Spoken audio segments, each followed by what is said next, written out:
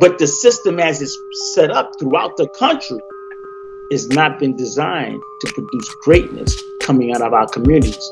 How do I know? Just look at the data. Look at the achievement gap.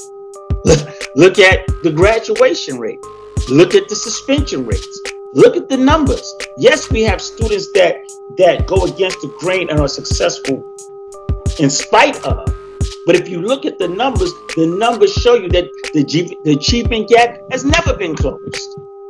The high suspension rate of Black boys still exists. The high special education referral of Black children, whether they are in predominantly Black cities or whether they in diverse cities, remains the same.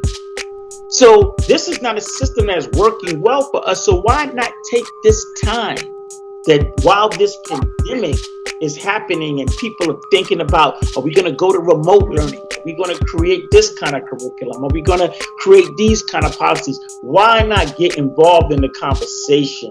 Why not begin to collectively come together to put your voice around what you think would be an effective solution to the education of our children? That's what we're doing in New York. And before I get to what we're doing in New York, I just want to say something about our children and children who come from urban communities and children who come from tough neighborhoods. It has been my experience that quite often the children who come from the hardest environments are the best and the brightest students. They just need the right kind of guidance and support. They're ingenious. They're critical thinkers. They're so effective, but there's some disconnect between those students and those teachers who teach those students. So I have a show called The Classroom Hip Hop 101. You see this behind me, Dr. Blizzard. That's my hip hop name to my students. But in this show, let me just say the show, what gave birth to this show was I was watching a documentary called Time is Illmatic. It was a documentary about Nas, one of my favorite hip hop artists. And in it, there was a segment in the documentary where Nas decided that he was going to intentionally drop out of school. So he never walked into a high school. He dropped out in junior high school. He sat down with his father and his brother, and they made a conscious decision to drop out. Now, why is that interesting to me? That's interesting because if you look at Nas, there's a fellowship in his honor at Harvard University. He's performed at the Kennedy Center. He's one of the most lyrical MCs that exist. If you listen to his music, you will hear in his poetry, you'll hear personification, alliteration, you'll see plot setting. I mean, all the things that we would celebrate in standard writing are oozing out of his music.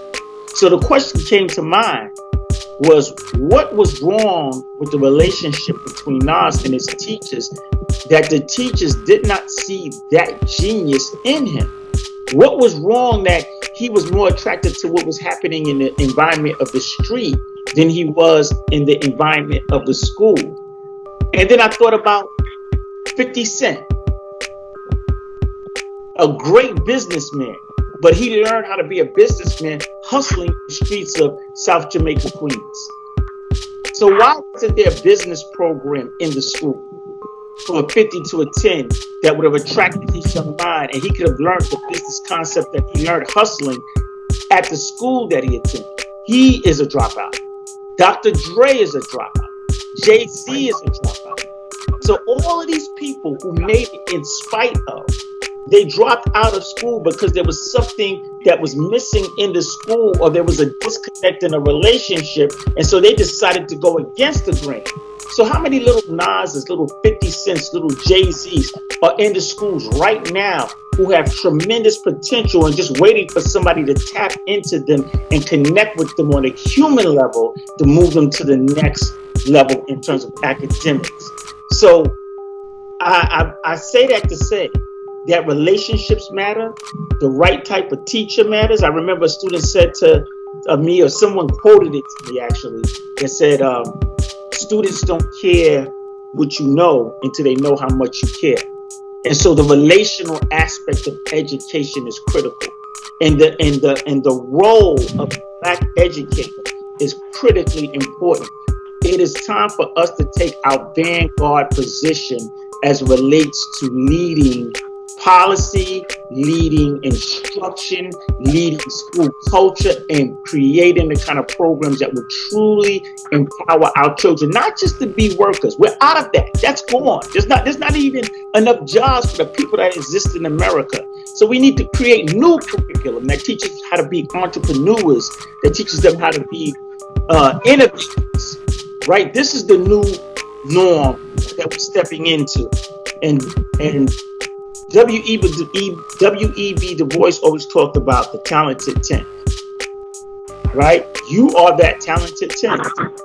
You are the ones who have the knowledge that is not to leave our community and go to other communities and let them get strong off of what you know.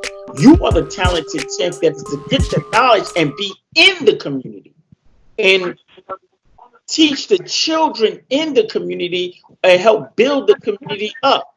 So when you're an educator or an educational leader, you can't just be someone who comes in, teaches, leaves, and feels disconnected. You have to become an integral part of the community.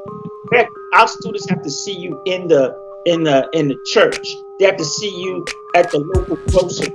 They have to see you at the community center. Why? Because when they see that, it inspires them to want to aspire to something, because there's something in their face. And if you leave, then what will they inspire to? They'll inspire to whatever is in their environment. So if there's not progressive educators who they can relate to, who they can connect, who they can see both in and outside of school, then what will become of our children? PM TRU-SK-consultant.com. I'll put in the description. Tune in with us at 3 p.m. Hello, Andre. Hello, Marie. How y'all doing? Thank you so much for tuning in. I'm seeing some other people. I'm not seeing everybody, but if I didn't say hi to you, I'm so sorry. But thank you for tuning in with me. I'm about to log off to go to TRU-SK-consultants.com, the website where parents and teachers are connected, social, emotional support, and making sure that we are working together. We are all essential in our own way of how we have to cope with this. Not essential to be outside on the streets, but essential where we are at home with our kids, we are coping. And if it's not at home with our kids, we are just at home with our families or with ourselves, just trying to get through this as well. So we all need to help each other the best way we can. And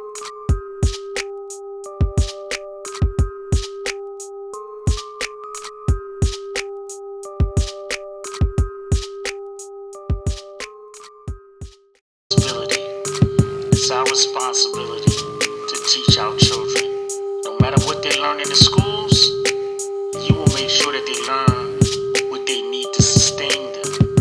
And while we're talking about teaching our children, let us learn new skills during this time of the pandemic.